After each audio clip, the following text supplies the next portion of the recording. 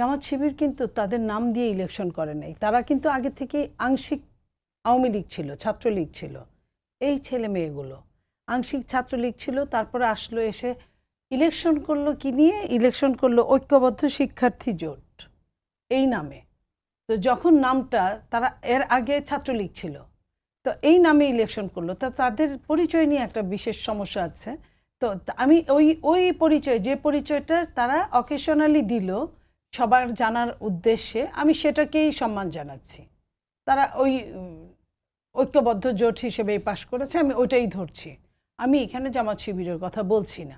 তবে এইখানে যে সমস্যাগুলো হয়েছে, সেই সমস্যাগুলো ঢাকা বিশ্ববিদ্যালয়ের মতো একটা বিশ্ববিদ্যালয়, এগুলো না হলেও পারত। টিচারদের ব্যাপারগুলো, ভোটের ব্যাপার, যেমন ধরেন আমি দুইটা উদাহরণ যদি দেই, আমি সাবজুনিয়র হলে ছিলাম একটা সময়।